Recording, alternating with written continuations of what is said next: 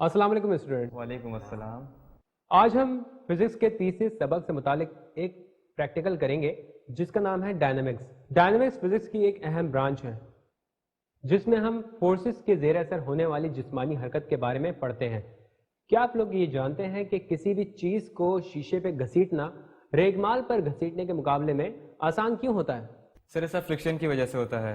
जब कोई चीज़ किसी दूसरी चीज़ के ऊपर हरकत करती है तो फ्रिक्शनल फोर्स मुज़ाहमत करती है। रेगमाल पर फ्रिक्शन की मुज़ाहमत शीशे के मुकाबले ज़्यादा होती है, इसीलिए किसी भी चीज़ को शीशे पर घसीटना रेगमाल पर घसीटने की बानिस्बत आसान होता है। बिल्कुल ठीक, ऐसा फ्रिक्शन की मदद से होता है। फ्रिक्शन वो कुव्वत है जिसकी वजह से हम ज़मीन पर चलते हैं। गाड़ी में ब्रेक भी हम फ्रिक्शन की मदद से ही लगा सकते हैं। इसके अलावा स्क्रू और कीलों की मदद से लकड़ी के दो तख्ते आपस में बासानी इसलिए जुड़ जाते हैं क्योंकि फ्रिक्शन मौजूद होती है। मैंने ये पढ़ा है कि फ्रिक्शन फोर्स Fs इस सतह के पैरेलल असरअंदाज होती है जिससे चीज छू रही हो और चीज जिस सिमत में हरकत कर रही हो, ये फ्रिक्शन इसके मुखालिफ सिमत में असरअंदाज होती है। बिल्कुल ठीक, फ्रिक्शन वो कुव्वत है जो दो अजसाम के एरिया ऑफ कांटेक्ट पर इन्हिसार नहीं करती। अच्छा, अगर जमीन और गाड़ी के पहियों के दरमियान फ्रिक्शन ना हो तो हम जमीन पर फिसलना शुरू कर देंगे, जैसे कि हम बर्फ पर हरकत कर रहे हो।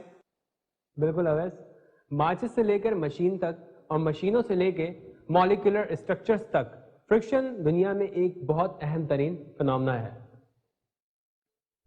फ्रिक्शन उस वक्त पैदा होती है जब कोई सतह किसी दूसरी सतह के ऊपर फिसलती है। दो चीज़ों के दरमियान मौजूद फ्रिक्शनल फोर्स मुस्तकिल एक जैसी नहीं होती। लगाए जाने वाली फोर्स के साथ साथ उसकी वैल्यू भी बढ़ती जाती है। कोई भी चीज़ उस वक्त तक हरकत नहीं करती जब तक अप्लाइड फोर्स उस चीज़ के लिए लिमिटिंग फ्रिक्शन से ज़्यादा ना हो। ज़्यादा से ज़्यादा फ्रिक्शनल फोर्स को मैक्सिमम स्टैटिक फ्रिक्शन Fs या लिमिटिंग फ्रिक्शन कहा जाता है। इसका फॉर्मूला ये है, Fs is equals to mu S multiply by are, जिसमें म्यू एस स्टैटिक फ्रिक्शन का कोएफिशिएंट है। सर एक मिनट,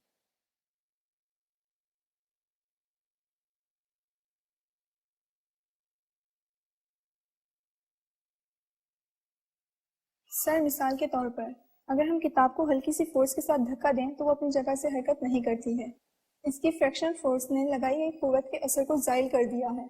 लगाई गई फोर्स बढ़ाने से फ्रिक्शन फोर्स इसके साथ एडजस्ट होती है। अगर हम ज़्यादा कुव्वत से धक्का लगाना जारी रखें तो एक ऐसा नुक्ता आ जाता है जहाँ फ्रिक्शन फोर्स नहीं बढ़ती और किताब हरकत करना शुरू कर देती है। किताब उस वक्त हरकत करेगी जब फ्रिक्शन अपनी लिमिटिंग वैल्यू तक पहुँच जाए और लगाई गई कुव्वत उससे ज़्यादा हो जाए। बिल्कुल सना, कोएफिशिएंट ऑफ फ्रिक्शन एक नंबर होता है जो दो सतहों के दरमियान मौजूद फ्रिक्शन के मयार को जाहिर करता है। इसकी ज़्यादा से ज़्यादा वैल्यू सतहों के दरमियान मौजूद नॉर्मल कांटेक्ट फोर्स पर इन्हिसार करती है। इसका मतलब ये है कि दो सरफेसेस के दरमियान कोएफिशिएंट ऑफ फ्रिक्शन एक ही होगा। बिल्कुल ठीक अवैस। अब हम उस अपरेटस का जायजा लेंगे जो कि हम इस एक्सपेरिमेंट में इस्तेमाल करें। सबसे पहले हमारे पास एक सादा हमवार लकड़ी की सतह मौजूद है जिसके एक जानिब आजादाना घूमने वाली पुली लगाई गई है, दूसरी जानिब हम ये वुडन ब्लॉक रखेंगे और इसके साथ एक गैर लचकदार स्ट्रिंग लगा के उसको पुली के ऊपर से गुजारेंगे और पैन के साथ बांध देंगे। इसके अलावा हमें दो चीज़ों की और ज़रूरत पड़ेगी, एक तो वेट बॉक्स, दूसरा इलेक्ट्रॉनिक बैलेंस, ताकि हम वुडन ब्लॉक और पैन का वजन निकाल सकें।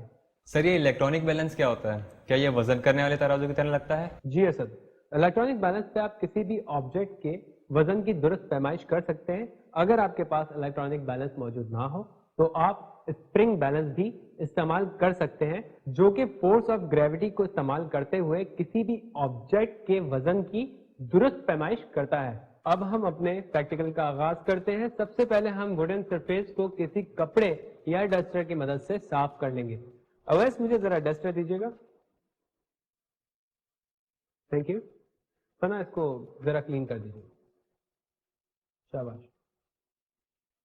वुडन सरफेस को साफ करना इसलिए जरूरी है ताकि अगर उसके ऊपर कुछ गर्द या ऐसी कोई रेजिस्टेंस पड़ी हुई है जिससे हमारी रीडिंग्स में एरर आ सकता है तो वो दूर हो जाए।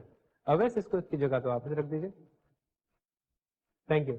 अब हम आपको ये बताएंगे कि इस प्रैक्टिकल को करना किस तरह से है। सबसे पहले हम इस वुडन फ्लोर के ऊपर या वुडन सरफेस के ऊपर इस वुडन ब्लॉक को रखेंगे और इसके साथ एक गैर लचकदार धागा वो बांधेंगे और वो पुली के ऊपर से गुजरता हुआ पैन के साथ जुड़ जाएगा। एक बात का ध्यान रहे कि ये धागा जो है पुली के साथ जब बांधेंगे تو وہ بالکل ہارزنٹل پوزیشن میں رہے اور دھاگا سرفیس کی ہارزنٹل پوزیشن کے اوپر نہ ٹکرائے, ورنہ ہماری ریڈنگ میں ایرر آ سکتا ہے. اور ووڈن بلاک کا وزن نکالنے کے لیے آپ میری مدد کریں گے اور الیکٹرانک بیلنس استعمال کریں گے. آئیے ساتھ ساتھ میں آپ کو ایک اور بات بتاتا چلوں پریکٹیکل کے حوالے سے کہ پین میں ایک ایک کر کے 1 یا 2 گرام کے وزن کو ایڈ کرنا بہتر ہے اور 100 گرام کو ہم 1 نیوٹن لیں گے. ٹھیک ہے جی. اب اس ریڈنگ کیا آئیے 50 گرام. ٹھیک ہے جی. اب ہم اس کو نیوٹن میں کنورٹ کرنے کے لیے کیلکولیٹر کی ضرورت پڑے گی. اسد مجھے کیلکولیٹر دیجیے گا پلیز.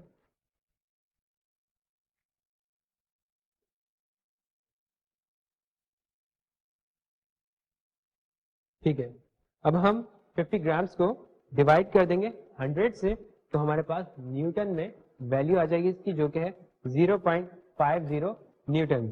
ٹھیک ہے جی. اس کے بعد ہم اس کو ہٹائیں گے اور یہ چیک کریں گے کہ ہمارا الیکٹرانک بیلنس 0 ہے. ٹھیک ہے جی, 0 ہے.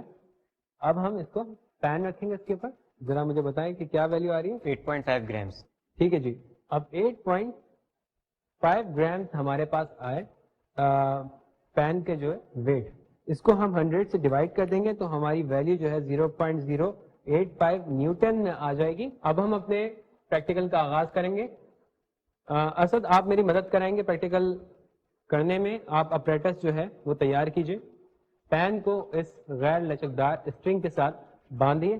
جب تک آپ یہ کرتے ہیں ہم دوسری طرف آپ لوگوں کو یہ بتا دیتے ہیں کہ اس ووڈ بلاک کے اندر, ووڈن بلاک کے اندر ہم نے ایک ہک لگانا ہے جو کہ بالکل سینٹر میں ہوگا.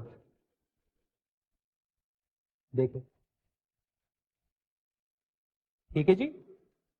پھر ہم کیا کریں گے, اس ووڈن بلاک کے ساتھ ہم اس اسٹرنگ کو جو کہ اسد تیار کر رہے ہیں اس کا ایک حصہ پین میں اور دوسرا حصہ اس ہک میں لگا دیا جائے گا اور پھر ہم اس کو ووڈن سرفیس کے اوپر رکھ دیں گے. لائیے سر. اچھا, اب ہم اس میں سے کچھ حصہ اسٹرنگ کا نکال دیں گے, یعنی کٹ کر دیں گے. اویس مجھے سیزر دیجیے گا پلیز. کاٹے گا.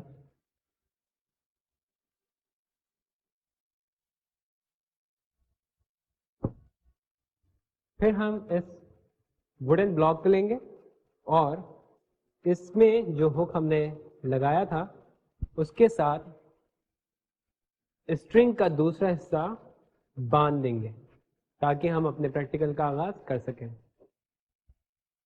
ہم نے اسٹرنگ کا دوسرا حصہ جو ہے وہ ہک کے ساتھ باندھ دیا ہے تاکہ ہم اپنے پریکٹیکل کا آغاز کر سکیں. اسد آئیے پلیز. پین کو پولی کے اوپر سے لے کے جائے گا تاکہ اسٹرنگ جو ہے وہ پولی کے ذریعے نیچے تک چلی جائے.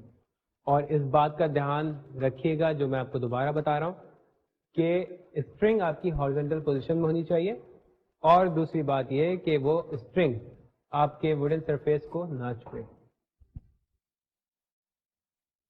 جی اسد, اب آپ پین میں ایک ایک کر کے ویٹس ڈالنا شروع کریں گے. شاباش.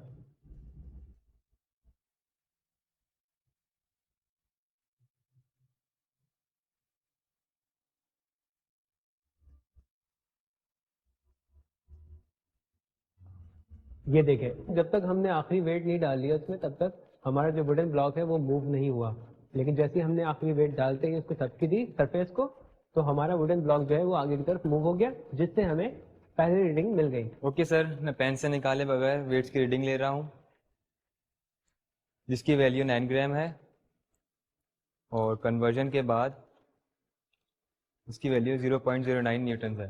بالکل ٹھیک.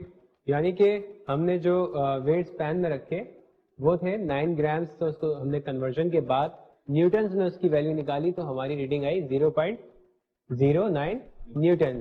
ٹھیک ہے جی. اچھا دکھائیے. میں تھوڑا سا آپ کو اور بریفلی ڈیفائن کر دوں کہ سب سے پہلے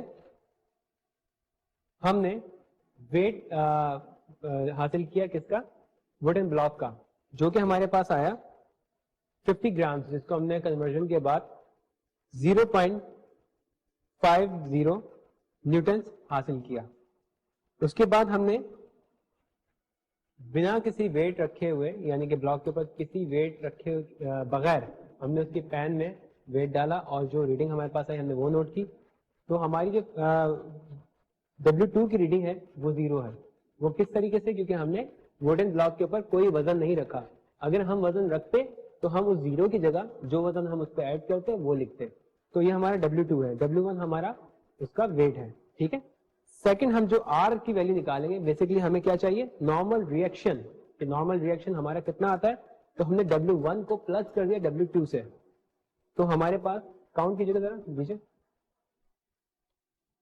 W1 ہمارے پاس تھا 0.50 نیوٹن, اس کو ہم نے پلس کیا 0 سے. 0 کیوں؟ کیونکہ ہم نے کوئی ایڈ نہیں کیا اس کے اندر کوئی بھی ویٹ کو. ہمارے پاس آیا ایز اٹ از 0.50. ٹھیک ہے, یہ ہمارے پاس آر کی ویلو آ گئی نیوٹن میں. اس کے بعد ہم نے ویٹ آف پین حاصل کیا تھا. ویسے آپ نے ویٹ آف پین نکالا تھا جو کہ کتنا تھا 8.5 گرام, جس کو ہم نے ڈیوائڈ کیا 100 سے کنورژن کرنے کے لیے. کنورژن کے بعد ہمارے پاس نیوٹن میں جو ویلو آئی اس کی وہ ہمارے پاس آئی تھی 0.085 نیوٹن. یہ ہمارے پاس آگے weight of the pain W3 کے اس سے ہم ریپرزینٹ کریں گے. پھر اس کے بعد ہم نے نکالا weight place in the pan. اچھا, جو ویٹ ہم نے ترازو کے اندر یا پین کے اندر ایڈ کیا تھا وہ تھا 9 گرام. ٹھیک ہے, وہ ہم اس کو ریپرزینٹ کریں گے W4 سے, کیونکہ ویٹ 4 ہے تو W4 سے اس کو ریپرزینٹ کریں گے. کتنا تھا 0.09 نیوٹن. نیوٹنس میں 0.09 نیوٹن, وہی 9 گرامز تک ہم نے اس کو کنورژن کر دیا. تو فرکشنل فورس حاصل کریں گے ہم. ڈیفینیٹلی ہمارا جو پریکٹیکل ہے اس میں ہمیں فرکشن کے بارے میں معلومات کرنی ہے کہ فرکشن ہمارے پاس کتنی آ رہی ہے. تو فرکشن آف دا فورس ہمارے پاس اگر ہمیں حاصل کرنا ہے تو ہم W3 کو W4 میں پلس کر دیں گے, یعنی کہ ہمارے پاس W3 تھا 0.085, اس کو ہم پلس کریں گے W4 سے جو کہ ہے 0.09 نیوٹنس. اس کو پلس کرنے کے بعد ہمارے پاس ویلو آئے گی 0.175 نیوٹنس. ٹھیک ہے جی. اچھا اویس, آپ مجھے بتائیں کہ کوفیشینٹ آف فرکشن حاصل کرنے کے لیے ہمیں کون سا فارمولا لگانا پڑے گا؟ μs = Fs/R. تھوڑا سا میں آپ کو بریف کر دیتا ہوں. اویس آپ نے بالکل ٹھیک کہا, μ = Fs/R, یعنی کہ میو حاصل کرنے کے لیے, میو کیا چیز ہے؟ Coefficient of friction. وہ حاصل کرنے کے لیے ہمیں Fs جو ہم نے ویلو نکالی 0.175 کو ہم ڈیوائڈ کر دیتے ہیں R سے. R ہمارے پاس کتنا تھا 0.50 نیوٹن, تو ہمارے پاس ویلو آ جاتی ہے اس کی 0.35, جو کہ ہمارے پاس میو کی ویلو ہے کوفیشینٹ آف فرکشن. اس طریقے سے ہم نے یہ دیکھا کہ ہم نے جو اس کی فرکشنل فورس ہے اس کا کوفیشینٹ آف فرکشن جو ہے ہم نے کس طرح حاصل کیا. اسٹوڈینٹس آپ نے دیکھا کہ جب تک ہم نے آخری وزن نہیں ڈالا تب تک اس میں کوئی موومنٹ نہیں ہوئی, لیکن جیسے ہم نے آخری وزن کو پین کے اوپر ایڈ کیا تو فوراً ہی تھپکی دیتے ہی ہمارا جو ووڈن بلاک ہے وہ موو کرنے لگ گیا. ایسا کیوں ہوا؟ جی سر, مجھے پتا ہے. ایسا اس لیے ہے کیونکہ فورسز متوازن تھیں اور لکڑی کے بلاک پہ کوئی ایکسلریٹنگ فورس اثر انداز نہیں ہو رہی تھی. بالکل ٹھیک سر.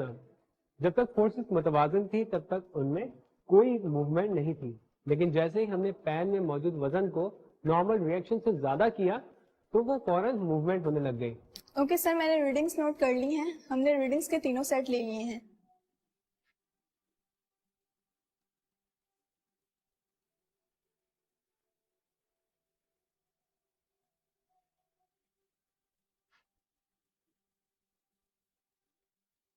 اب میں کوفیشینٹ آف اسٹیٹک فرکشن کا ایوریج نکال رہی ہوں اور اس کی ویلیو 0.35 ہے. سر کون سے عوامل کوفیشینٹ آف فرکشن کو متاثر کرتے ہیں؟ Good question. اسد آپ اپنی جگہ پہ آئیے.